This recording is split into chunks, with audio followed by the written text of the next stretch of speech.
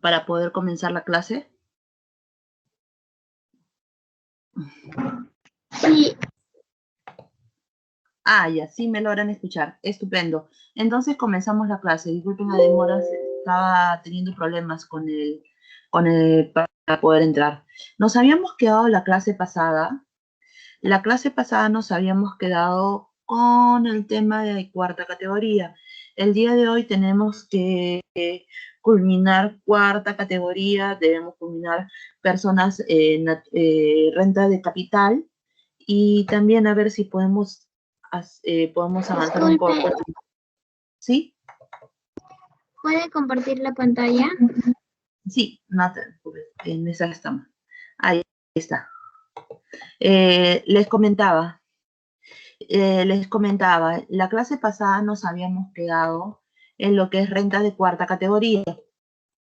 Vimos un poco lo que es, permíteme, vimos un poco lo que es rentas de cuarta cuando es adquirido o un ingreso es adquirido por un profesional, por un artista, por ejemplo, por el literal A, y cuando es adquirido por directores de negocio, que era el literal B. Habíamos visto la diferencia. Habíamos visto también cuando se retiene, pero nos habíamos quedado, y habíamos visto el supuesto de 3 UITs, de la deducción de 3 UITs, que había sufrido una serie de cambios, ¿no? Una serie de cambios respecto a la deducción. Pero nos habíamos quedado en esta parte. ¿Por qué? Nos habíamos quedado en esta parte que comprende el supuestos en los cuales nosotros dijimos en la clase pasada que un perceptor de cuarta categoría no solo en los casos que emitiera, no solo en los casos que se emitiera un residuo mayor, en los casos que se emitiera un residuo mayor a 1.500, le iban a retener el impuesto, ¿se acuerdan? El 8%. Pero también iba a pasar o iba a suceder en los casos en los cuales superara un importe. En los casos superaran un importe mensual, tendría que hacer la declaración mensual si no hubiera habido retención. Y en los casos que superara el importe anual, también tendría que hacer la declaración jurada. Veamos esta serie de importes, ¿no?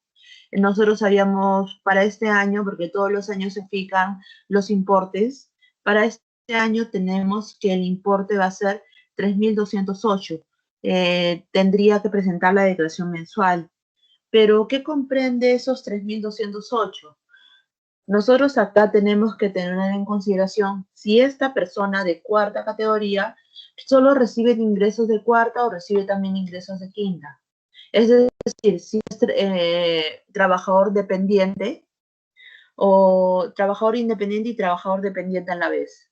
Si solo recibo ingresos de cuarta categoría, sumaré todos mis recibos por horarios. Si sumado todos mis recibos por horarios supero los 3.208, tengo que hacer declaración, a menos que todos los recibos que yo tengo se hayan efectuado retención. Si todos los recibos se han efectuado retención, no hay impuesto por regularizar. Entonces acá lo que tenemos que hacer, la regla son dos cosas. Número 1, la regla es sumar todos los recibos. Sumo todos los recibos y si supero el importe, recién me voy al supuesto 2. Y el supuesto 2 es, ¿tengo o no esos recibos tienen retención? Si todos los recibos tienen retención, no tengo que hacer declaración. Pero si tuviera recibos sin retención, tendría que pagar el impuesto por los recibos no retenidos. Ahora, lo mismo sucedería si solo tengo cuarta o si tengo cuarta y quinta. ¿Por qué? ¿Qué sucede cuando yo tengo quinta categoría? Cuando yo tengo quinta categoría, lo que va a pasar ahí es que yo tengo que sumar cuánto es lo que el monto que yo recibo por quinta categoría, cuánto es el monto que yo recibo por planilla. Y le voy a sumar los ingresos que yo recibo por cuarta, que son los recibos planillas. Recibo por planilla 2.000 soles. Ok, recibo por planilla 2.000 soles. Pero yo tendría que ver cuánto recibo por recibo horario. Recibo otros 2.000 soles, 4.000. ¿Supero el importe? Sí, supero el importe. Al superar el importe, me tengo que ir al siguiente paso. Los únicos recibos que yo tengo por cuarta, ¿se me han efectuado retención o no se me han efectuado retención? Si yo digo que los únicos recibos que yo tengo por cuarta se me han efectuado retención, entonces en ese caso no tendría nada que declarar. Traducido, cuando yo tengo todos los recibos retenidos, por más que yo supero el importe, no tendría que hacer la declaración mensual. Ahora, para el tema de los síndicos, de los directores, de los mandatarios, el importe es menor, ¿no? Es 2.567. Pero el razonamiento vendría a ser el mismo. Ok, pero por ahí me dirán, pero señorita, yo tengo conocimiento que existen supuestos en los cuales yo no tengo, por más que supere el importe, no tengo la obligación de hacer mi declaración mensual o hacer mi declaración anual. ¿Cuáles son esos supuestos? Ese supuesto es cuando yo tengo mi suspensión de retenciones y pagos a cuentas. Cuando yo tengo mi suspensión de retenciones y pagos a cuenta, no tengo la obligación de hacer la declaración mensual ni que me retengan cuando emito un recibo mayor a 1.500. ¿Y también me vale para la declaración anual? No, no me vale para la declaración anual. ¿Y cuál es esta suspensión? Esa suspensión es porque yo le digo a la administración, ¿sabes qué? Mis ingresos son bajos. Al finalizar del año, no voy a tener impuesto por pagar, sino al contrario, me vas a tener que devolver todo lo que yo pagué. Ok, en ese caso, yo pido la suspensión, que ahora se hace por internet directo, con ClaveSol. ¿Qué suspende? Suspende la retención del recibo horario mayor a 1.500. ¿Qué suspende? Suspende también la declaración mensual. ¿Desde cuándo entra en vigencia esta suspensión? Desde el día siguiente. A partir del día siguiente de que yo lo he solicitado, que me lo han otorgado, recién desde el día siguiente surte efecto, no desde el momento de hacer la solicitud. ¿Qué más? ¿Hasta cuándo rige? Hasta el 31 de diciembre o hasta que supere el importe mensual, el importe determinado anual, ¿no? Que se establece cada año.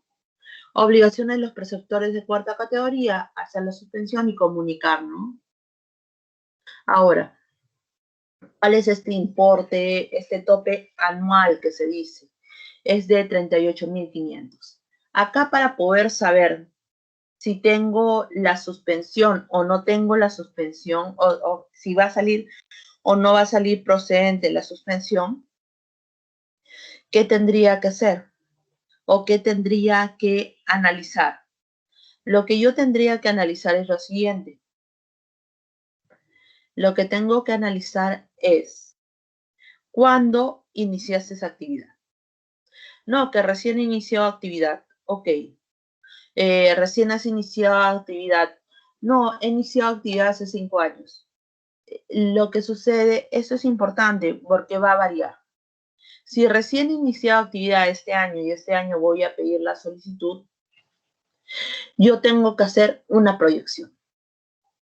Si he iniciado actividad en noviembre del 2020, por ejemplo, yo hago la proyección. Pero si he iniciado actividad en junio de 2020, hace 5 años, hace 6, si he iniciado actividad antes de noviembre de 2020, yo tendré en consideración los ingresos que yo he tenido por cuarta y quinta categoría. Pero si yo recién he iniciado actividad a partir de noviembre del 2020, yo tengo que hacer una proyección de los ingresos que pienso tener este año. Si yo proyecto que mis ingresos no van a superar los 38.500, entonces en ese caso yo colocaré que mis ingresos de cuarta van a llegar a 20.000, por ejemplo, de quinta a 0. Me va a salir aprobada porque es en base a una proyección. La solicitud surtirá efecto desde el día siguiente. Pero, si yo he tenido ingresos antes, si yo he estado afecto desde antes de noviembre, yo lo que tengo que tomar en consideración todos los ingresos que he tenido en el periodo de evaluación. ¿Y cuál es el periodo de evaluación? Para eso yo tengo un cronograma, que es el siguiente. Si yo recién he pedido, pongamos, ahora estamos en abril. Si yo he pedido en abril, yo tengo que tomar en consideración el periodo desde febrero del 2020 a enero del 2021, un periodo de 12 meses. Y tengo que sumar todo ese tramo, sus ingresos de cuarto y sus ingresos de quinta. Esos ingresos no deberían superar los 38.500, ¿no? Pero en el caso de proyección, simplemente es una suposición. Si no se cumple, ya cuando no se cumpla, ya dejaré de tener la suspensión. Pero señorita, yo normalmente lo que hago es, yo ya tengo ingresos desde hace 5 o 6 años, pero aún así, yo coloco como si fuera una proyección. No, eso no es correcto, porque incluso lo que estás haciendo va a generar una infracción. Esta supuestamente que tú dices que haces una proyección, realmente no debería ser una proyección. Y lo que estás generando es una infracción del numeral 6 del artículo 177. Entonces, ¿sería incorrecto? Sí, normalmente lo hacen, pero no es el tratamiento ideal, no es el tratamiento correcto que se debe hacer. Ahora, ok, yo recién voy a hacer mi solicitud. Y está aprobada el día de hoy. Si está aprobada el día de hoy, surte efectos a partir del día de mañana. Pero yo he emitido un recibo por horario el 1 de marzo. Todavía no me pagan. Pero yo ya tengo la suspensión, me van a pagar el día lunes. Yo digo, ok, como ya tengo la suspensión, le mando por correo mi suspensión. ¿Me van a pagar con retención o sin retención? ¿Qué dice? ¿Sería con retención o sería sin retención? ¿Qué creen ahí que pasaría? ¿Estamos ahí? ¿Estamos todos por acá? En este caso,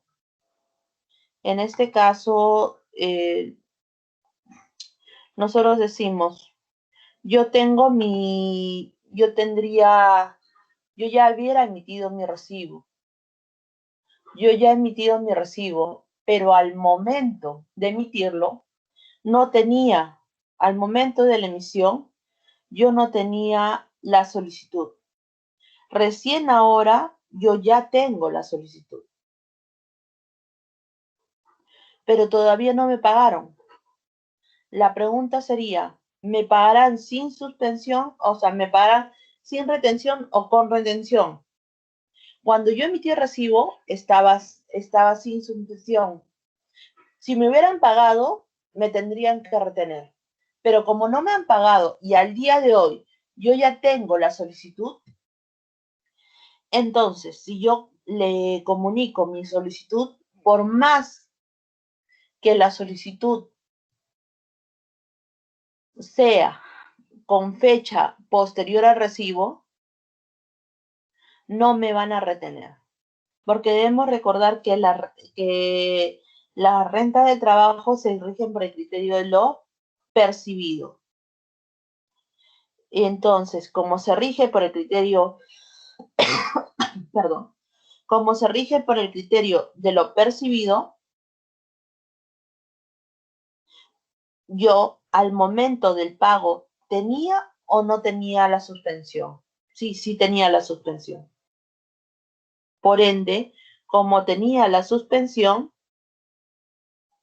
valdrá y me hará que no me retenga. ¿Qué más tenemos? ¿Qué sucede si me pagan a destiempo? Va a generar intereses. Ok. ¿Esos intereses se encontrarán afectos al impuesto a la renta? No. ¿Por qué no se encontrarán afectos al impuesto a la renta? Porque no es un ingreso producto del trabajo.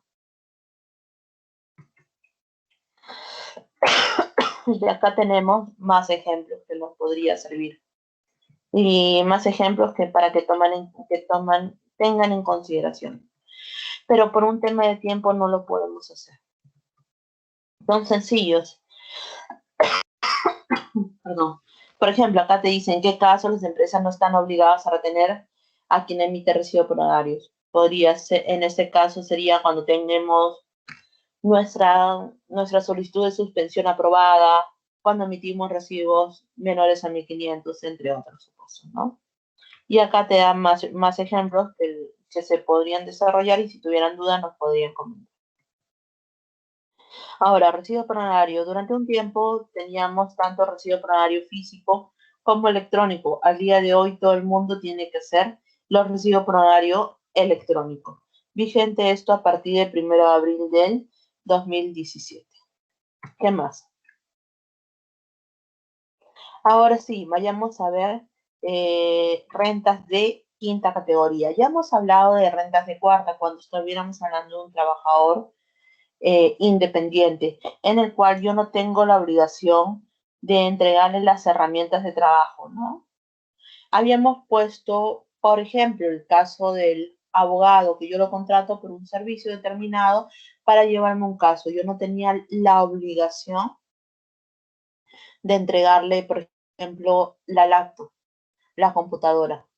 Cosa que sí ocurre si ya forma parte de mi empresa como trabajador dependiente. Ahí yo tengo que implementarle, tengo que darle todo el material de trabajo, ¿no? Entonces, ¿qué tenemos acá? Acá te dice, la misma norma te dice, son rentas de quinta categoría, las obtenidas por el trabajo personal prestado en relación de dependencia. Acá, como habíamos resaltado en el caso de cuarta categoría, acá lo importante es que este trabajo sea personal y que haya dependencia. Cuando hablamos de dependencia, hablamos de subordinación. Y temas y qué más. Acá nos van a poner una serie de ejemplos. Ejemplos, cuando hablamos de trabajo personal. Una vendedora de una tienda, un obrero calificado en una fábrica textil, un barman, un conductor de buses. Pero no solo eso va a ser renta de quinta categoría. ¿Qué más también va a ser renta de quinta categoría? Las participaciones de los trabajadores.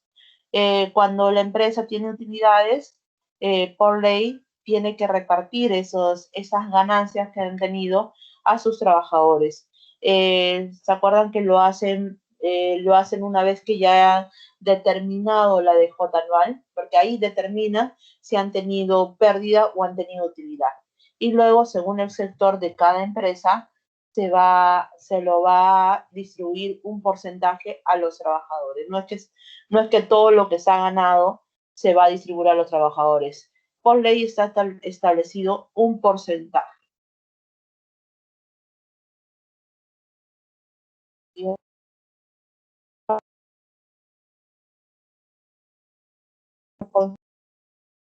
Será considerado quinta categoría. Porque no como ingreso es el ingreso que yo recibo en virtud de la relación laboral, que yo tengo, a consecuencia del trabajo que yo estoy realizando. Pero entonces, se me viene a la mente que viene a ser todo lo que me da la empresa por ser yo trabajador, por brindar este trabajo. Pero por ser yo trabajador, yo también voy a recibir mi CTS, por ejemplo, porque al estar yo en planilla, yo recibo una CTS, pero ese ingreso no va a estar afecto a quinta categoría. ¿Por qué? Porque por más que haya un vínculo laboral, existen ciertos ingresos inafectos. ¿Cuáles son esos ingresos? Las indemnizaciones, las CTS, las rentas vitalicias, los subsidios. Por ejemplo, cuando la madre, la señora, sale en gestación, tiene el subsidio de maternidad, cuando también tiene lo que es el tema de la lactancia. Todo esto, todos los temas de los subsidios no van a ser ingresos afectos a quinta categoría. Y eso es importante por el tema de las indemnizaciones. ¿Por qué es importante? Porque, pongamos, yo soy cuarta categoría y yo digo, oye, pero yo estoy, y a mí me han contratado por recibo por horario. Sí, me han contratado por recibo por horario, pero yo trabajo en la empresa. Yo tengo un lugar fijo. Ellos me escriben durante el día. Yo estoy ubicado en la sede principal y yo tengo que contestarle, tengo que cumplir las metas trazadas por mi jefe. Si mi jefe yo no cumplo, me cae un memo, qué sé yo. Yo puedo demostrar que existe subordinación por un tema, por un principio que ustedes conocen, que es primacía de la realidad. Ok,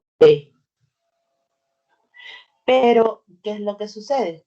Este trabajador dice, yo no estoy en planilla, yo ya llevo más de 5 años en la empresa y todo este tiempo he estado por cuarta categoría, por recibo por horario. Yo tengo conocimiento que debería ser trabajador dependiente, porque cumplo en la realidad dichas funciones como trabajador dependiente, no independiente. Entonces le voy a abrir un proceso laboral. Le abro un proceso laboral y gano. Y le mandan a que me pague todo lo que no me ha pagado y a que me dé una indemnización. Ahí yo lo que voy a tener, que me va a pagar todos mis beneficios, ¿no?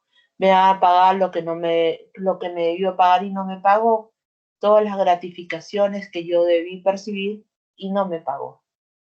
Pero adicionalmente a ello, también me va a dar una indemnización. ¿Por qué es importante esta acotación? Es importante esta acotación porque al momento que salga la sentencia, yo voy a tener que evaluar, me va a tener que indicar cuál corresponde a la indemnización y cuál corresponde a las remuneraciones dejadas de percibir. ¿Por qué? Por esta parte. Debemos que recordar que las indemnizaciones por ley, por norma, no están afectas al impuesto a la renta de quinta categoría. Lo demás sí estaría afecto. Ahora, existen ingresos exonerados, que son las remuneraciones que perciban por el ejercicio de su cargo en el país los funcionarios empleados dentro de la estructura organizacional de los gobiernos extranjeros, institucionales, oficiales, extranjeras y organismos internacionales. No muy común para las personas comunes y corrientes, pero sí podría ser común para nuestra empresa cuando los ingresos que se perciben de los países de la CAN, siempre que en dicho país se tenga la obligación de efectuar la retención.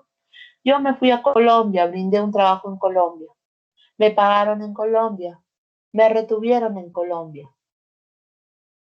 Yo como soy una persona que tributo acá en Perú, yo tengo como persona natural, tengo que declarar todos los ingresos que yo tengo por el trabajo que realizo y por las rentas, por todas mis rentas de fuente mundial, ¿no?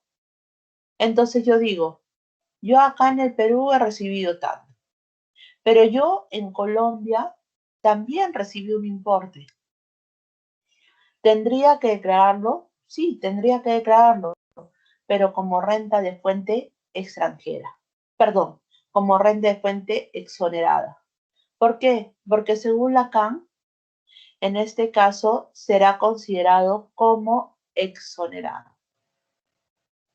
Y por ende no tendré que tributar porque ya tributé allá afuera. Lo único que sí me pide es que lo considere como exonerado acá en el Perú. Ahora, luego existe una acotación importante.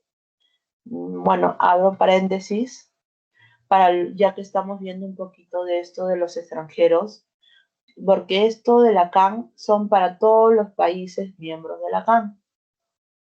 Pero, ¿qué sucede con países que no son miembros de la CAN?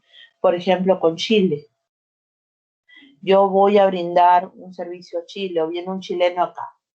Viene un chileno acá, me brinda el servicio, y pongamos que es cuarta o quinta categoría. Indistintamente. Yo tengo que preguntarme ahí, o si es quinta categoría, ¿no? Se me ocurre, ya que estamos hablando ahorita de quinta categoría. Yo me pregunto, ¿cuánto le voy a tener que retener?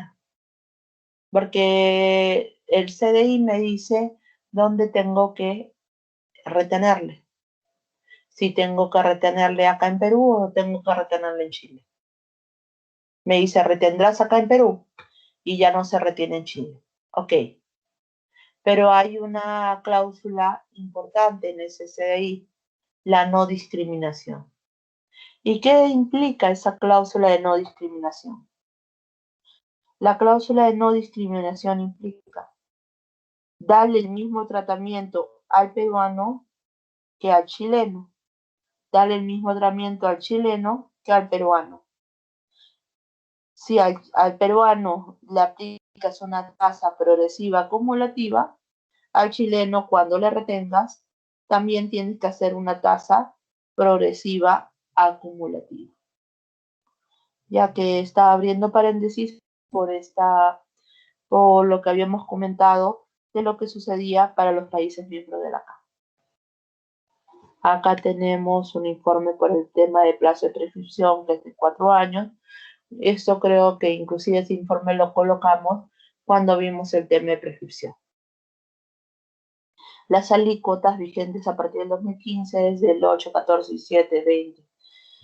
En el supuesto de empresas domiciliadas en el Perú para los trabajadores venezolanos, ¿no? Que ahora han llegado bastantes. ¿Tenemos un convenio o no tenemos un convenio? En este caso, no hay convenio, tendríamos que retenerles el 30% hasta que adquieran la condición de no domiciliado, ¿no? Acá te dice, no deberle aplicar la escala progresiva acumulativa establecida en el artículo 53 y lo que se debe hacer es retenerle el 30% de la totalidad de los importes pagados, a diferencia de lo que ocurre con el trabajador chileno. Porque en el trabajador chileno sí tenemos un CDI con Chile. Y en el CDI con Chile nos hace referencia a esta cláusula de no discriminación. En este caso, simplemente ellos tributarán por su renta de fuente peruana acá el venezolano, una vez que ha llegado acá y una vez que ha permanecido el tiempo establecido en la norma, al año siguiente adquirirá la condición de domiciliado y se le dará el tratamiento que se le da a cualquier domiciliado en el Perú, que es la tasa progresiva acumulativa. Declaración jurada de quinta categoría, no retenido o retenido en exceso. Cuando me retienen en exceso, me podrán devolver, y todo eso yo lo tengo que ver. Para lo que es quinta categoría, nosotros no hacemos declaración jurada. Eso de frente se ve con el trabajador, con el empleador.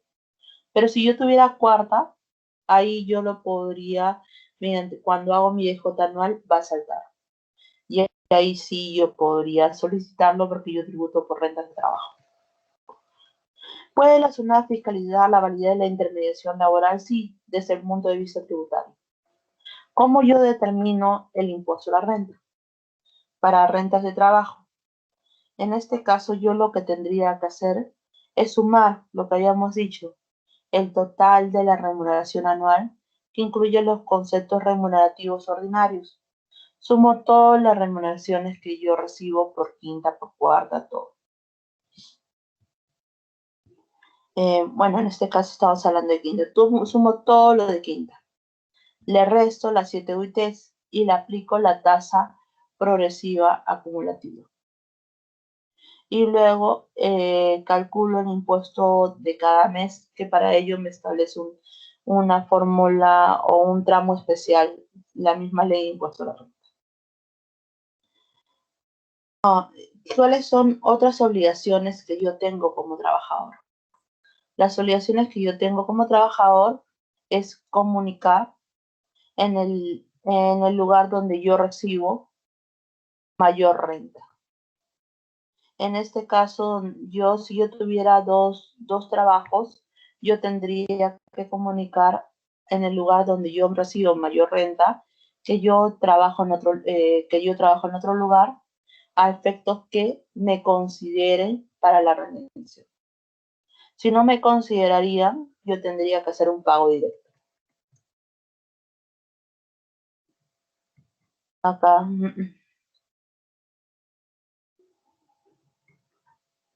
Este es el reporte, bueno, que recién se está dando, la generación de reporte de rentas y retenciones, que ahora se saca vía Clavesol, ¿no? Vía de forma virtual, ¿no? Y acá están los parsos, reporte electrónico de rentas y retenciones. Te llenas de ese reporte y puedes ahí descargarlo. Y ahí te dice todas las retenciones que tú has tenido, las rentas y retenciones que tú has tenido en el año. Ahí, por ejemplo, yo descargué el mío para el 2017, me salió todas las retenciones que yo he tenido de cuarta y todas las de quinta categoría. ¿Cuáles son las obligaciones a mí como empleador? Yo como empleador tengo la obligación de devolverle el importe retenido en exceso. ¿Qué más? Tengo la obligación de mensualmente efectuar la retención. Ahora, este trabajador de quinta categoría también podrá deducir las 3 UITs que vimos la clase pasada en los casos que yo tenga gastos de hospedaje, gastos de restaurante, contrate un abogado en un recibo horario, todos los gastos que habíamos señalado en la clase de allá, ¿tendría? Sí, tendría la posibilidad de efectuar la deducción. Acá nosotros tenemos algunos casos que les podría servir para efectos de determinar ese cálculo. Y cómo se determina cuando yo tengo un trabajador de quinta y tengo un trabajador de cuarta. Con un tema de tiempo no vamos a poder desarrollarlos todos, pero acá ya están desarrollados, porque es muy probable que no nos alcance el tiempo. Acá les pone el desarrollo, tengo un trabajador en planilla, recibe 5.000 soles, su empleador le retuvo por concepto de quinta la suma de tanto. Adicionalmente cuenta con los siguientes gastos. Y ahí te preguntas si podrá deducirlo o no. Y te ponen el año de la deducción, ¿no?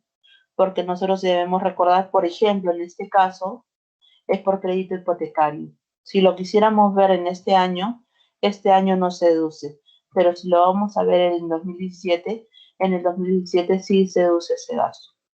Y así tiene una serie de casos que les he colocado acá, para que lo puedan ustedes desarrollar. Caso práctico para el 2019, este para el 2017, etc. Y ahí está la explicación de cada uno de los casos. que por un tema de tiempo simplemente les estoy dejando ya desarrollado, pero si tuvieran alguna duda, la próxima clase ya lo podríamos conversar para poder avanzar. ¿Qué más? Ahora, acá hay un tema importante, que simplemente les pongo como conocimiento general, ¿no?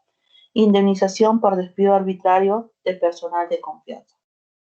Nosotros sabemos, o nuestros conocimientos generales del derecho laboral, quizás ustedes no ven el tema laboral, pero por conocimiento general, cuando nosotros somos un trabajador ya permanente, que está en planilla, que tiene su contrato en la empresa, que ha trabajado pongamos, ya tiene 7 años en la empresa, te pide para ser permanente si te pide por lo menos 5 años.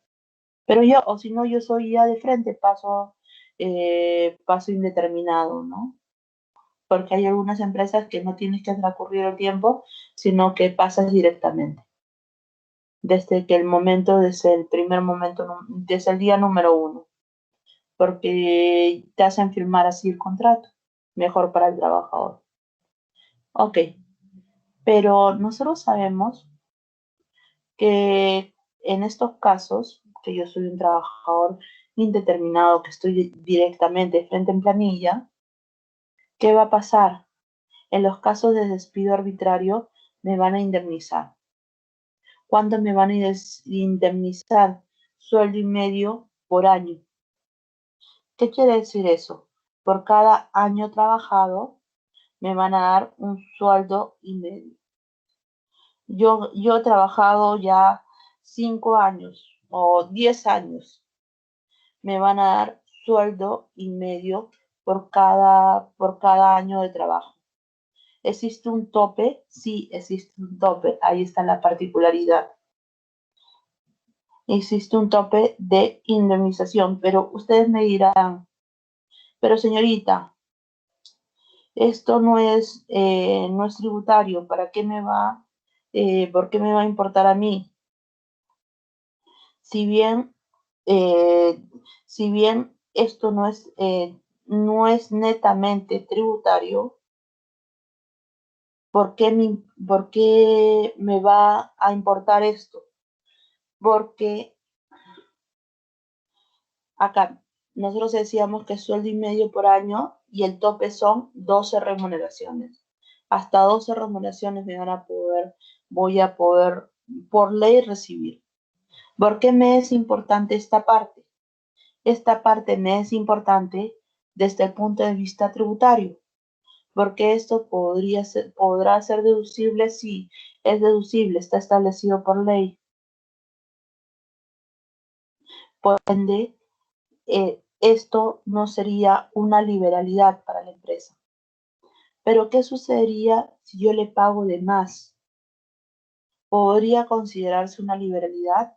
¿O qué sucedería si yo no tengo la obligación de pagarle? ¿Sería una liberalidad? Sí, sería una liberalidad. Pero ¿cuándo yo no tendría la obligación de pagarle? Por eso nosotros decimos, esta parte es importante desde el punto de vista de gasto deducible para la empresa. Y hubo una serie de cambios, de pronunciamientos. Primero, todo esto comenzó en el 2016. En el 2016 decía, los trabajadores de confianza, estos gerentes, ¿no? Que saben o que tienen reuniones con los gerentes de la empresa, que tienen conocimientos, como su nombre dice, de confianza de la empresa, no son cualquier tipo de trabajadores. Y tiene que estar determinado, el empleador le tiene que haber dado esta categoría de trabajador de confianza. ¿Qué sucede con estos trabajadores de confianza? Primero se dijo que a estos trabajadores de confianza no le correspondía otorgar indemnización por despido arbitrario. Porque como su nombre dice, eso va a depender de la confianza que yo te tengo. Luego salió una otra casación, porque no está dado normativamente, todos esos cambios se dio al nivel jurisprudencial. Luego te dijo si le correspondería la indemnización ante un despido arbitrario. Luego volvió a decir que sí le correspondería y dijo, finalmente, ¿qué fue lo que te dijo? Si se designa como trabajador de confianza a un trabajador que realiza labores ordinarias, el retiro de la confianza solo generaría el retorno a sus puestos de labores, más no el cese, pues que de producirse ello se afectaría el derecho a la protección. Entonces, primero se dijo que no, luego se dijo que sí.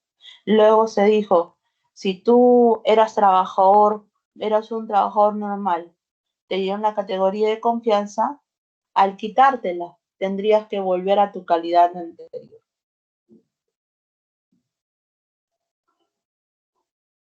Entonces, en este caso, ¿qué es lo que va a pasar? En este caso, lo que va a pasar es, se va a considerar que sí, primero se consideró que no, pero luego se va a considerar como que sí le correspondería esa indemnización. Y al sí corresponderle esa indemnización, sí sería un gasto deducible. Acá también tendrían lo que dijo el séptimo Pleno Jurisdiccional Supremo en materia laboral. Y como les digo, esto, si bien tiene un matiz laboral, va a repercutir desde el punto de vista tributario respecto a la deducción de gastos. Ok. Luego, pasando rápido, eso es el tema de las gratificaciones, que es lo que ya estamos acostumbrados nosotros, que no va a estar, si bien no está afecto a lo que es, no va a estar afecto a nada, excepto a lo que es quinta categoría, y vamos a tener la bonificación de salud, que es lo que el empleador no llega a pagar de salud, nos lo traslada o le traslada al trabajador y se considera como una bonificación. Y si tuviéramos una EPS, la bonificación solo va a comprender el 6.75. Por su parte, si no tuviera EPS sería el 9%. Por ende, en tema de gratificaciones, lo que va a pasar es no afecto a salud, no afecto a ONP, pero sí afecto a quinta categoría. Y vamos a recibir una bonificación del 6.75 para los que pertenecen a EPS y 9% para los que no tengan EPS. Existencia de una relación laboral, ya habíamos dicho, prestación personal de servicio, remuneración y lo más importante, la subordinación o dependencia. Acá tenemos una definición o definiciones de qué podemos entender por subordinación. Bienes inembargables para los de cuarta, quinta categoría, ya lo vimos la vez que vimos el tema de cobrar tasa coactiva. Y cómo se determina, también lo vimos. ¿Qué más? Es la suma graciosa, para pasarlo rápido. ¿Por ahí tienen alguna pregunta? Escuché por ahí un micrófono. Hola, buenas noches. Yo tengo un par de dudas, por favor. Quisiera que me las puedas solventar. La, la primera es un tanto obvia, pero solamente quisiera confirmar. Cuando la norma habla de eh, sueldo bruto, remuneración bruta, esta se refiere al sueldo total antes de la deducción de AFP. O sea, lo que pasa es ¿qué se entiende por remuneración bruta? Se entiende ¿cómo se llama? De cualquier deducción. Claro, como la FP o el Como cualquiera. EPS, pues. Sin Entonces, que se haya aplicado retenciones, cualquier tipo de retención por parte del Estado. Es el sueldo digamos, el sueldo en limpio, digamos. exacto, el que tú pactas, por decirlo, ¿no? El que aparece en tu boleto. Y tengo una pregunta adicional. el pavo o la canasta que el empleador te otorga, digamos, por Navidad, se considera venta de quinta. Aguinaldo. Ujú. Y entonces, Eso es considerar. Ah, ya. Eso lo vamos a ver ahorita que hagamos renta de categoría, porque lo vamos a ver dentro de la. pero entiendo que es renta para el Lo empleado. vamos a ver. eh, Perdí la señal. ajá. No- Perdón, te permito, mejor terminarme la pregunta porque te estoy interrumpiendo y aparte tienes problemas con la señal. Me decías del aguinaldo. que es el aguinaldo, entonces es renta de quinta para el empleado y deducción para el empleador. Sí, ahí lo que vamos a verlo de qué es lo que sucede con el tema de canastas navideñas, porque ahí cabe la figura del aguinaldo. Entonces, la figura del aguinaldo y cuáles son los requisitos para poder deducirlo desde el punto de vista del empleador.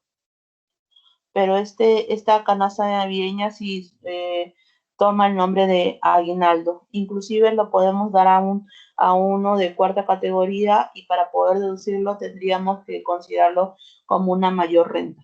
Ujú.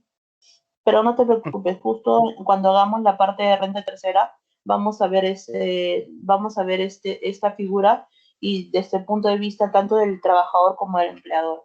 Pero te lo voy adelantando, eso lo vemos dentro del 37 como Ok, la figura de aguinaldo. Ajá. ok. Y una última duda. Cuando la norma, si no me equivoco, en el artículo 74 de la ley de impuesto a la renta indica que se tiene que hacer la retención mensual de un dosavo, ¿ese monto es invariable? Va a variar, cuando me dices invariable en el sentido de que todos vamos a recibir la misma parte o es que No, va a no, variar. no. De que Ah, siempre se va a hacer un dosado más o menos es 8%, entiendo, ¿no? Entonces, ¿siempre se va a hacer esa deducción de 8%? ¿O es que según la proyección que haga el contador en este caso, se puede reducir esa retención? puede ser que aumente, puede ser que puede ser que yo tenga un mayor, aumenta en el sueldo, va a variar, ¿no? Puede ser que yo ya no trabaje en esa empresa, ya no, me van a devolver esta renta de quinta.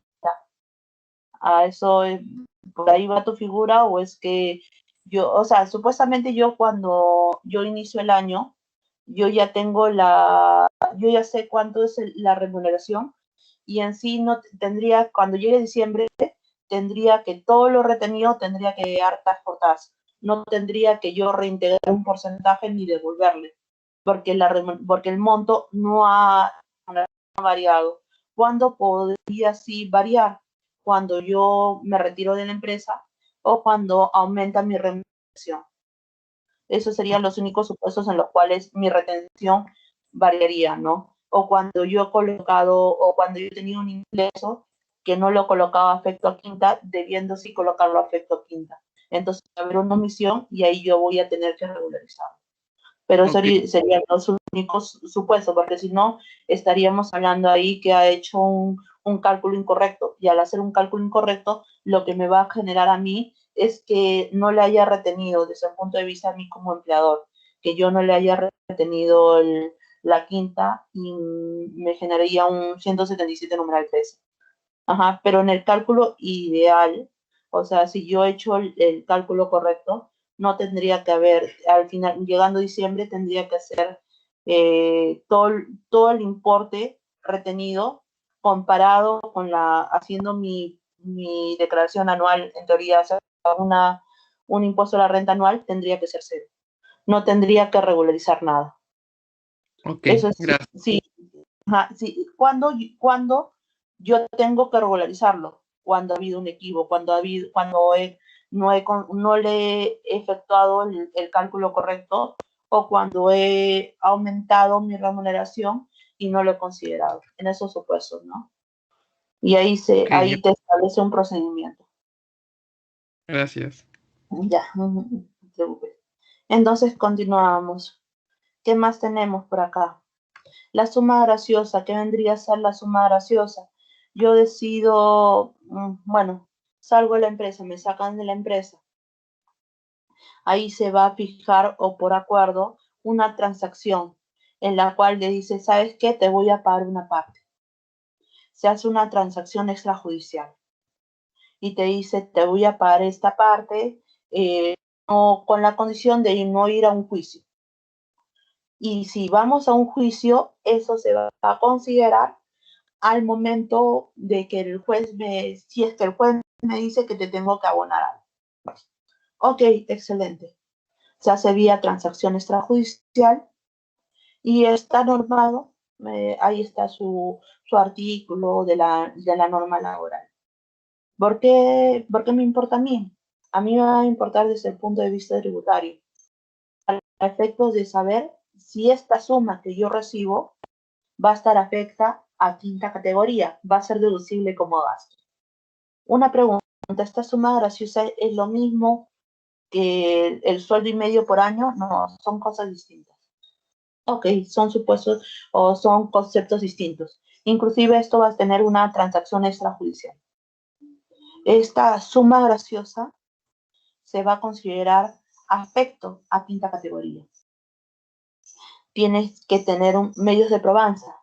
Vendría a ser el recibo de pago, el registro de gratificación como gratificación extraordinaria, que le vas a dar ese tratamiento, una carta, un documento, un programa de incentivo, de ser el caso, la transacción o el acuerdo extrajudicial. Por lo general, estos se dan en los casos ya de niveles altos de gerencia, para efectos de poder ser deducibles de gasto. Adicionalmente a ello, existe una posibilidad, o existe una, un, un importe que se puede entregar a los trabajadores que ya no van a laborar en tu empresa.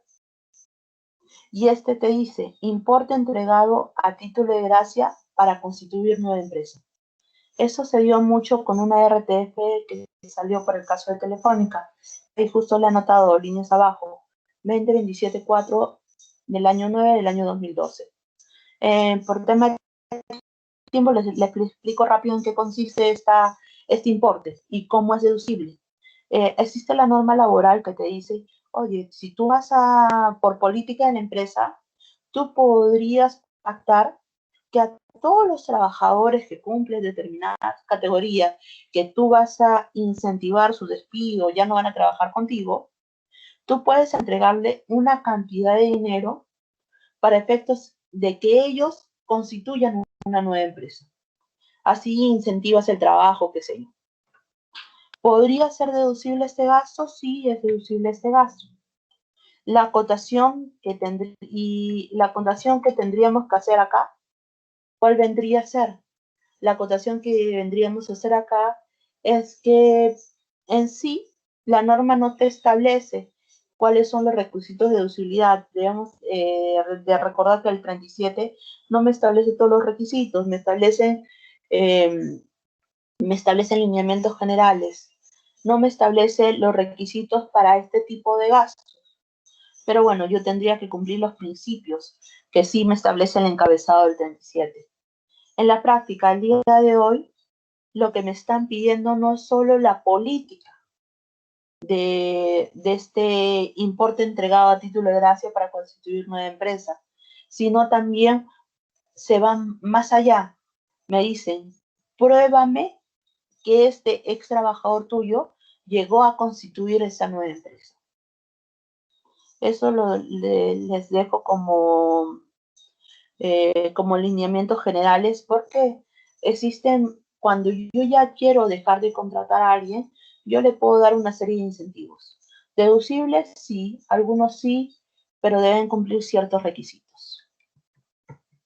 Ahora sí, vámonos por rentas de primera categoría y luego haremos renta de segunda y espero que nos alcance también para hacer un poquito de rentas de tercera y poder hacer la próxima clase culminar rentas de tercera categoría. Rentas de primera categoría, rentas de capital. Nosotros la clase pasada dijimos, la renta de capital se divide en renta de primera y renta de segunda. Esta renta de primera categoría, ¿qué abarca? ¿Qué es lo que grava? Grava la renta que yo recibo por el alquiler de predio, subarrendamiento de predios, mejoras, cesión de muebles, cesión gratuita de predios. Eso es lo que va a grabar. ¿Cuánto es lo que va a grabar? ¿Cuánto es lo que va a grabar? Va a grabar el 5%. En sí graba el 6.25, pero tengo una deducción del 20%, lo cual en la práctica va a ser el 5%.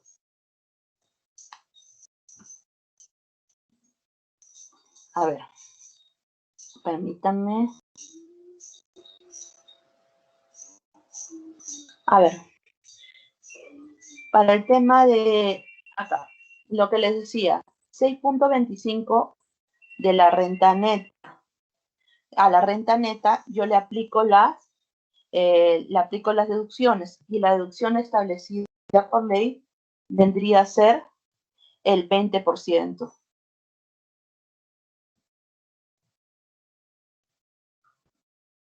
Un ratito. Ahora, pongamos, para términos sencillos, yo te alquilo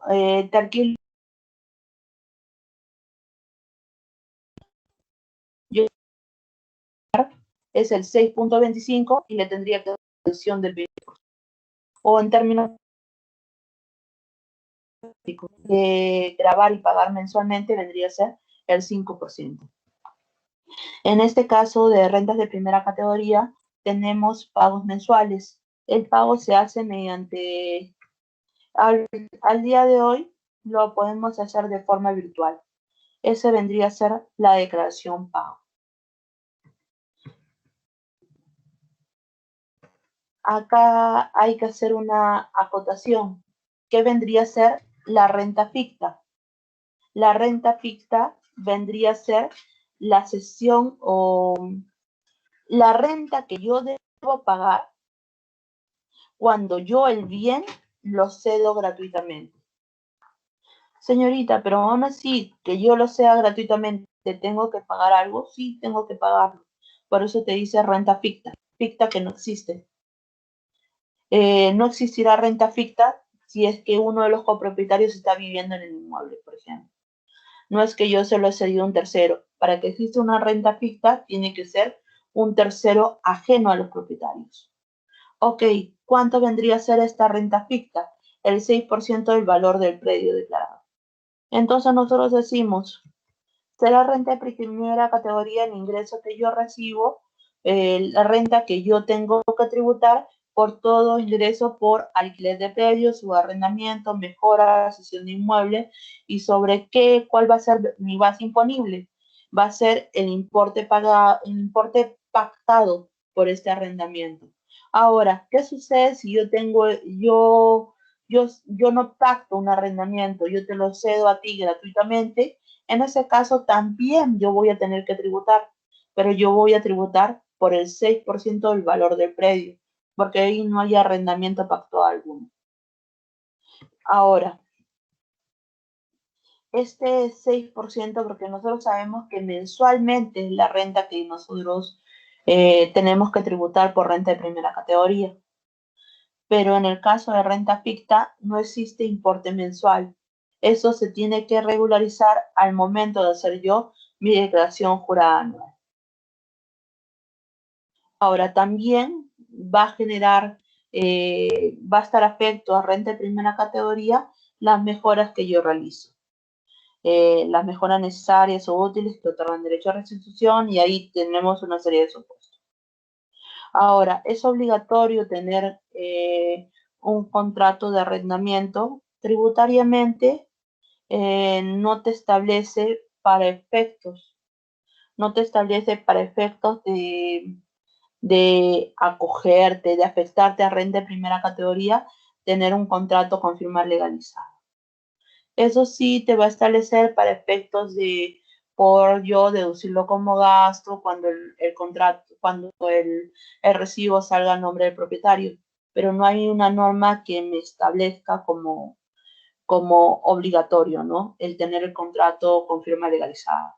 Si bien me va a servir para el tema de desalojos Prex y todo ese caso, pero tributariamente no.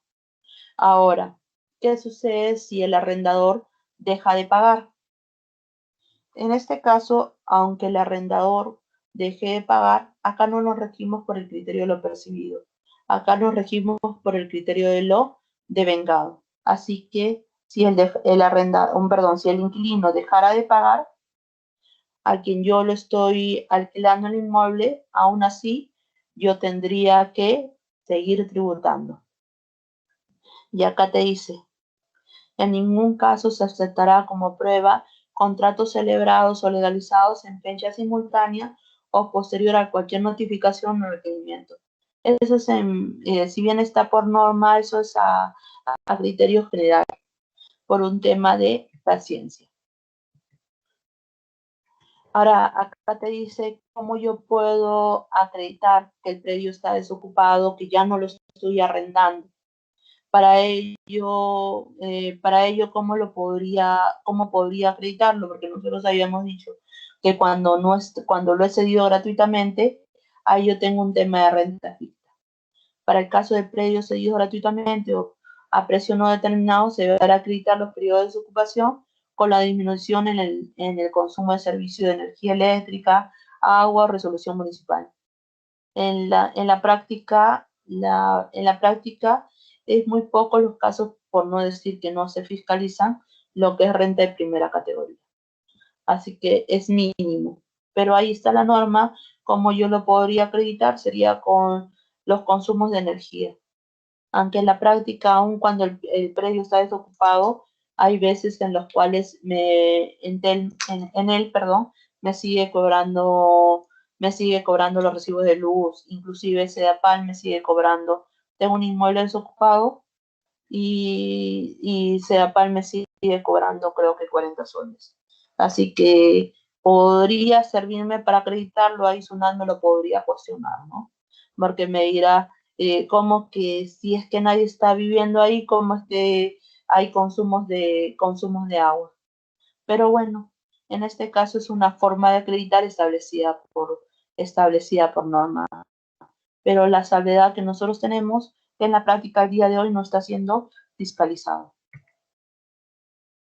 El tipo de cambio que se utilizará será cuando yo lo he pactado en moneda extranjera, te dice tipo de cambio promedio ponderado compra.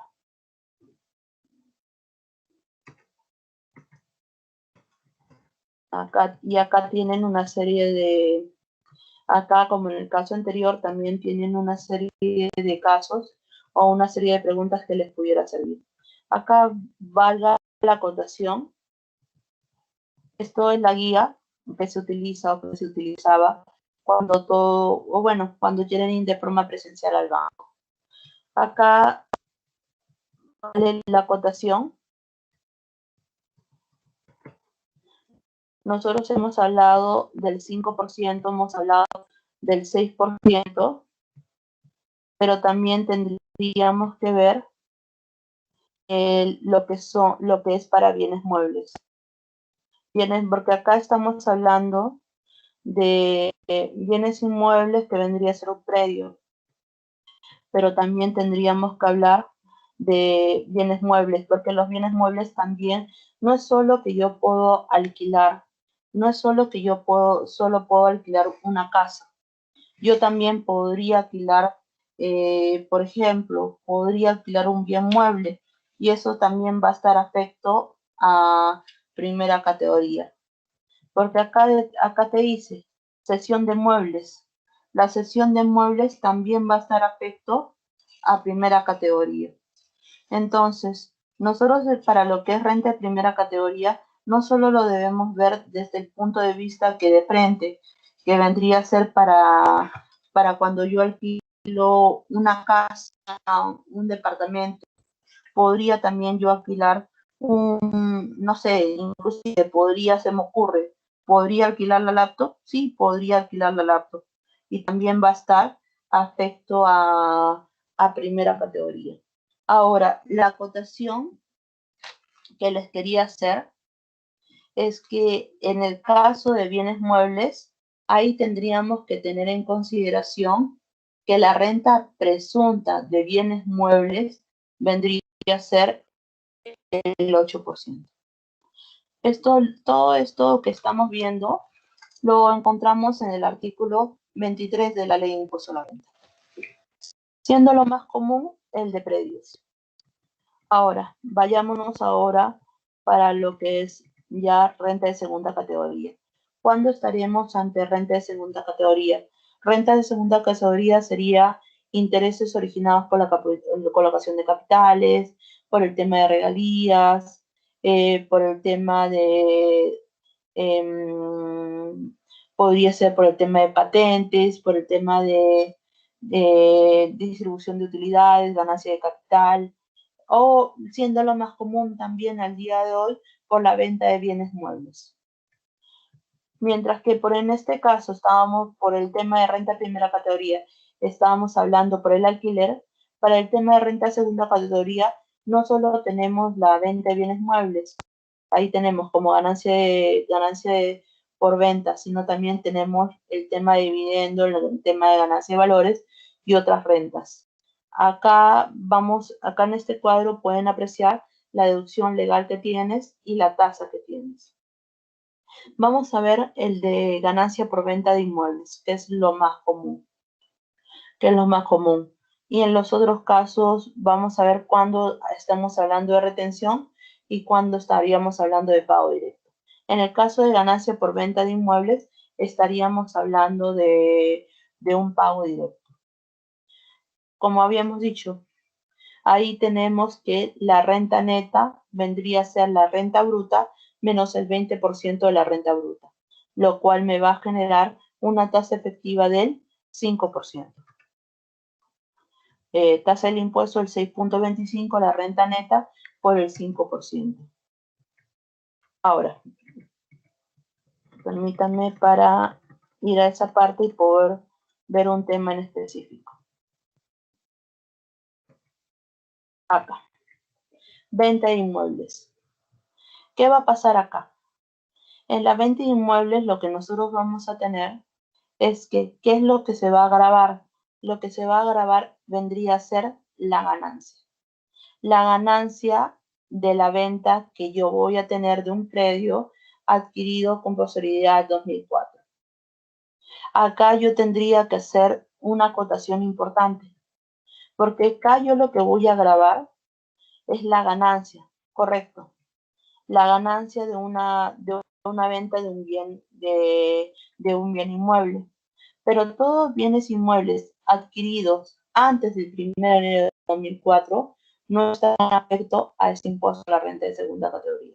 Si yo tengo un predio que adquirí en el 2002, no estará afecto al impuesto a la renta de segunda categoría.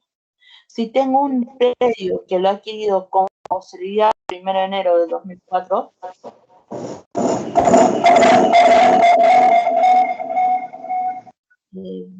por ahí, ¿alguna pregunta? ¿Qué pasó ahí? ¿Todos me escuchan?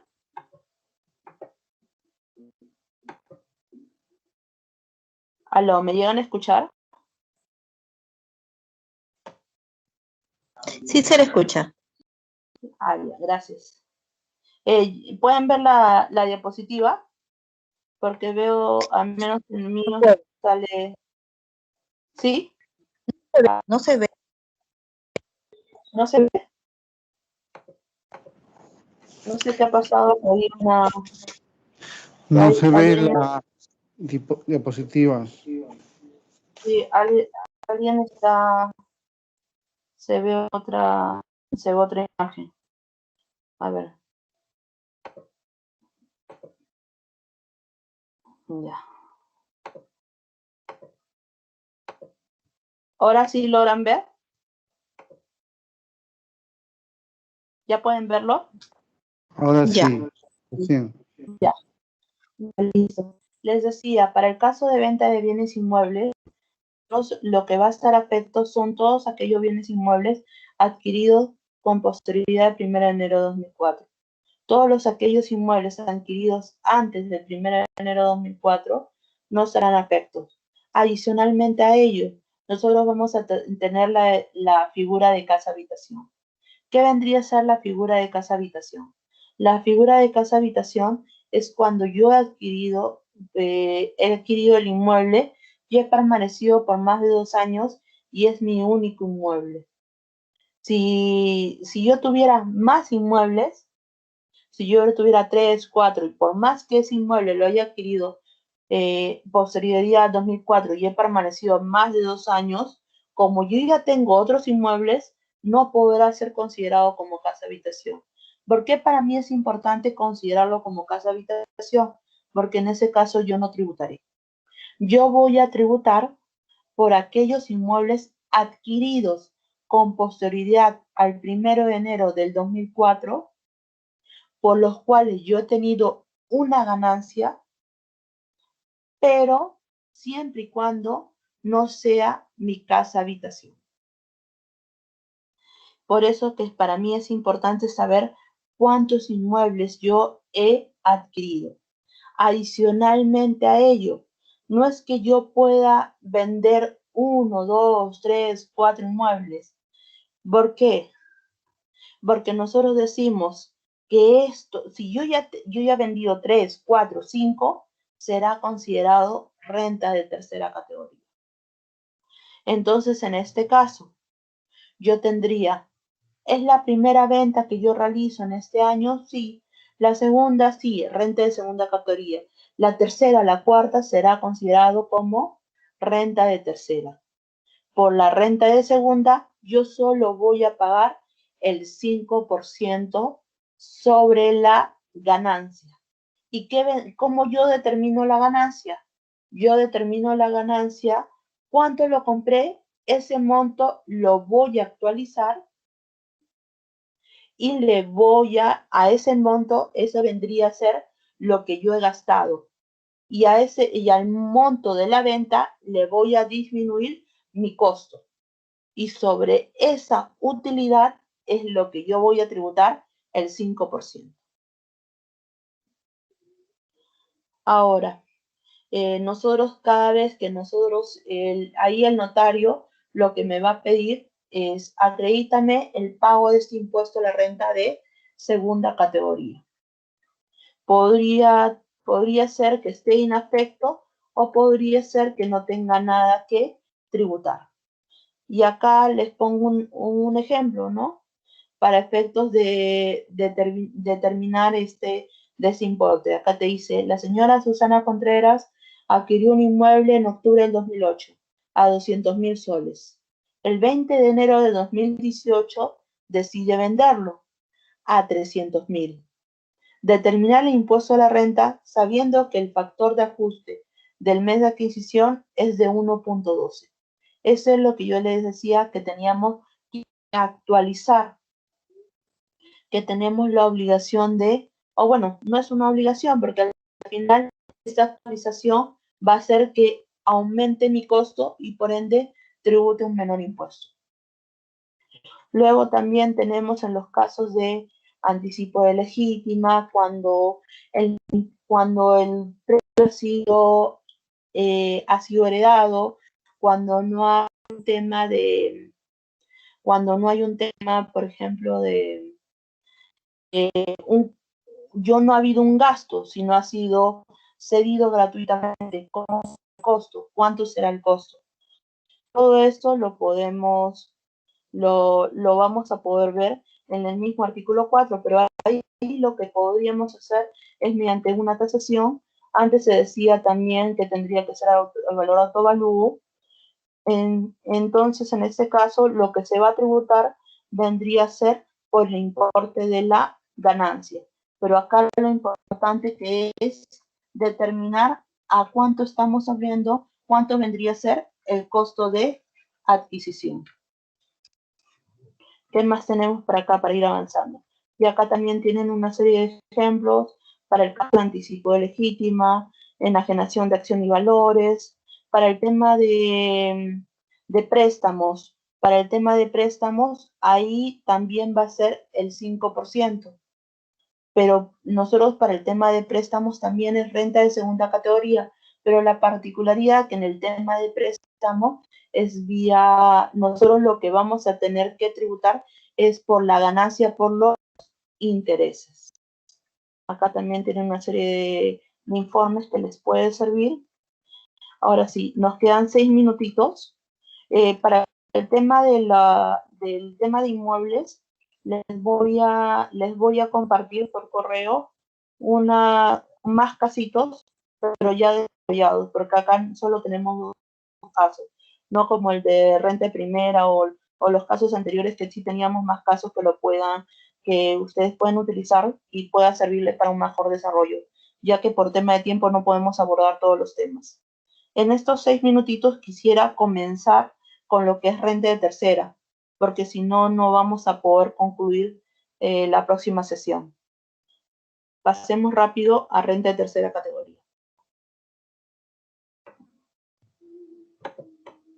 Acá está.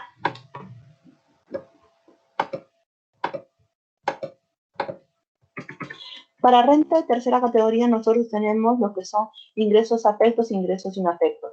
Vendría a ser considerado como ingresos afectos todo aquel ingreso que yo recibo por el comercio, la industria, la explotación agropecuaria, los agentes mediadores, los notarios, lo que provenga de ganancias de capital y de ingresos por operaciones habituales a que se refiere el 2 y 4 de la ley de impuesto a la renta. Es decir, cuando estuviéramos hablando de la tercera venta de inmuebles que acabamos de ver hace un rato. Cuando estuviéramos hablando de un ingreso de persona jurídica, por más que sea, por ejemplo, un arrendamiento, todo ingreso de persona jurídica será considerado como renta de tercera categoría. También hay una serie de actividades en las cuales no podrían encajar como cuarta categoría. Por ejemplo, los comisionistas, los notarios que acabamos de ver.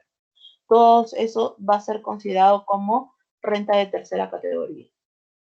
Los ingresos por los patrimonios fideikometidos, las rentas obtenidas por las instituciones educativas particulares y en general cualquier ingreso por una actividad comercial lucrativa por actividades de la empresa. Ahora, ¿qué vendría a ser los ingresos inafectos? Los ingresos inafectos, como lo vimos para el caso de quinta categoría, pero en general los ingresos inafectos vendría a ser las indemnizaciones, que también vendría a ser un ingreso inafecto, los subsidios. También vendría a ser los márgenes de retornos exigidos por las compensaciones y liquidaciones de instrumentos financieros derivados, y así una serie de supuestos que acá lo van a poder ver en esas diapositivas. Que vendría a ser las exoneraciones, también los ingresos inafectos, las exoneraciones, lo vamos a tener en el artículo 18 y el artículo 19 de la ley de impuesto a la renta. Esta parte me gustaría que nos quedáramos con esta parte para poder irnos para poder desarrollar ya la próxima clase, pero ya con temas prácticos. La determinación del impuesto a la renta. ¿Cómo se determina el impuesto a la renta? El impuesto a la renta se determina de la siguiente manera. Ingreso bruto menos el costo imputable. Eso me va a generar una renta bruta. A la renta bruta yo le tengo que deducir los gastos.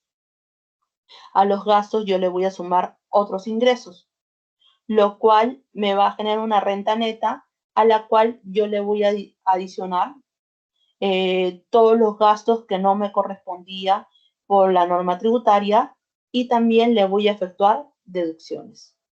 A eso yo voy a tener pérdidas tributarias compensables y voy a tener renta neta imponible, y a eso me va a generar un impuesto resultante, lo cual me va a generar, puede generar un crédito, y lo cual me va a generar un saldo a favor del fisco. Acá es muy importante tener en cuenta esa estructura. El ingreso bruto menos el costo computable vendría a ser mi renta bruta. ¿Y qué vendría a ser mi renta neta? Mi renta neta vendría a ser la renta bruta deducida todos los gastos y sumados otros ingresos, por ejemplo, los ingresos financieros. Acá es lo que tenemos. ¿Qué vendría a ser la renta bruta? La renta bruta está constituida por el conjunto de ingresos afectos al impuesto que se obtenga en el ejercicio gravable. Me gustaría que se quedaran con esta imagen. ¿Por qué? Porque la próxima clase lo vamos a traer ya más a un tema numérico. Quizás por un tema, no sé, de diapositiva, un tema textual, no lo pudiéramos ver tan bien, pero acá sí lo vamos a ver reflejado cuando veamos la próxima clase ya con números. Acá, por ejemplo, en este Excel, que les voy a mandar por correo, van a ver cómo se determina el impuesto a la renta, pero teniendo en consideración lo declarado en las cuentas contables o lo declarado en nuestros libros. Por ejemplo, acá de manera rápida, que ya la próxima clase les voy a explicar con más precisión, tenemos las ventas de este ejercicio, los descuentos, y a todo ello lo vamos a llamar ventas netas. Luego vamos a tener el costo de venta, y todo esto vamos a llamarlo utilidad bruta. Es decir, nosotros vamos a tener que calcular en función a esta venta y a esta utilidad bruta, y a ello le vamos a deducir los gastos operativos, los gastos administrativos, y le vamos a adicionar para efectos de determinar la base tributaria. O también lo podríamos ver si tuviéramos un balance de comprobación, lo podríamos ver a nivel de cuentas. Yo sumo la cuenta 6 y sumo la cuenta 7 para efectos de hallar mi utilidad. Y a esa utilidad le voy a aplicar las adiciones y le voy a efectuar las deducciones no registradas contablemente. Quizás por un tema de tiempo, en algunos casos he ido muy rápido, pero ya la próxima clase me voy a detener más en esta figura, pero a efectos ya de llevarlos a un tema numérico, para luego poder abordar esta parte, las deducciones y las adiciones establecidas por norma. ¿Tuvieran alguna duda hasta ahí? ¿Me escuchan por ahí? ¿No tienen ninguna duda? Hola, yo tengo una duda así pequeñita solamente. Cuando se va a determinar la utilidad contable, es la cuenta 7 versus la cuenta 6, ¿verdad? La cuenta 6 es la cuenta de gastos y la cuenta Claro. 7 es la cuenta de ingresos. Entonces, cuando tú tienes que determinar tu cuenta con tu utilidad, a efectos de hacer tu declaración jurada anual, tú tienes que sumar tu 7 con tu 6. Y ahí tú tienes ya tu utilidad. Y a esa utilidad tú vas a aplicar las adiciones. Por ejemplo, en este caso, trayéndola acá, ¿no? Acá yo tendría, por ejemplo, acá. Tengo gastos de representación. Pongamos, nosotros sabemos que los gastos de representación, o si no lo sabemos, los gastos de representación se determinan en función a un porcentaje, o los gastos de ACASA. Vamos a tener que determinarlo en base a un porcentaje. Y va a haber una parte que sí puedo deducir y una parte que no puedo deducir. Pongamos que yo he tenido más gastos de lo que tributariamente me permite deducirlo, pero yo contablemente en la cuenta 6 yo pongo todos los gastos que yo he tenido. Yo en la cuenta 6 yo le he puesto que yo he tenido gasto de representación 10.000 soles, pero tributariamente solo me permite deducir 6.000 soles.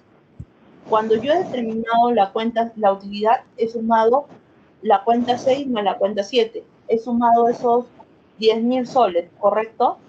Pero realmente solo me permitía 6.000 soles. Entonces, cuando yo haga mi declaración jurada, cuando yo haga esta determinación del impuesto, acá yo voy a tener que adicionarle esos 4.000 soles como adición. Ok. Y cuando yo tuviera una deducción, ¿cuándo yo le voy ya mi determinación, a mi PDT, cuándo yo le voy a considerar la deducción? Yo solo voy a considerar las deducciones no contabilizadas en la cuenta 6.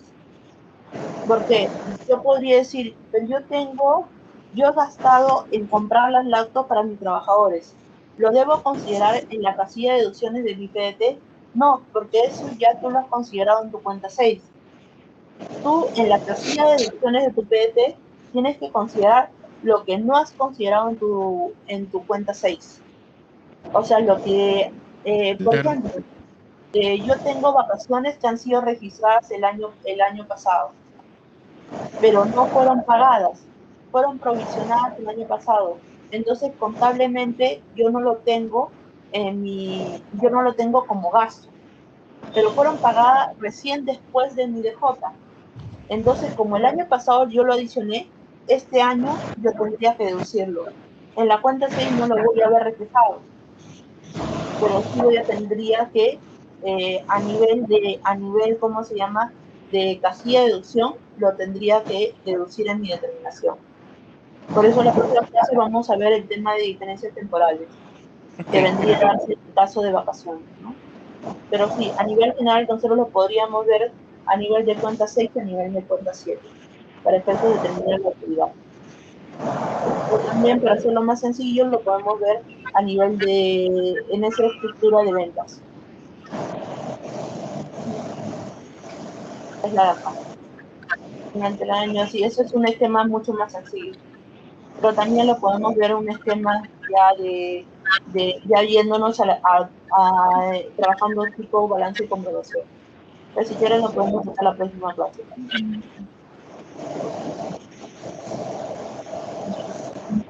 Gracias.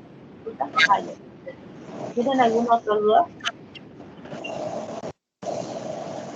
¿Por ahí tendrían alguna otra duda? ¿No? ¿Todo ok? Ok. Hola, buenas noches. Ajá. Hola, ¿cómo estás?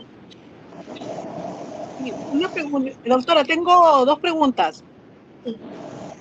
Un servidor CAS, ¿qué rentas genera? Y la segunda es un profesional que trabaja como locador de servicios en una entidad pública, ¿también qué renta generaría? No. Cuando recién salió la norma del CAS, al inicio, cuando recién salió la norma, se dijo que era renta de quinta, pero bien a los días se dijo que era renta de cuarta, y informe vecinal se dice que es renta de cuarta categoría. La modificación que ahora ha habido con el tema de los trabajadores CAS es que pasan a ser el plazo indeterminado, pero no te dice nada de su renta. Entonces, y como no hay informe vecinal, no hay nada, no ha variado eso. La norma CAS, lo único que ha variado es la permanencia, que ahora pasan a ser plazo indeterminado. Pero desde un inicio, con los informes de se dijo que es renta de cuarta categoría. Inclusive los trabajadores de CAS, a los trabajadores de CAS que superan el importe de 1.500 se les retienen el 12%. Y ellos ya no tienen la obligación de emitir un recibo por horario, porque salió una norma en la cual se establece que esos trabajadores no tienen la obligación de emitir un recibo por horario, pero la misma entidad los declara. Y ellos hacen, al momento de fin de año, hacen su declaración por anual, como renta de cuarta categoría.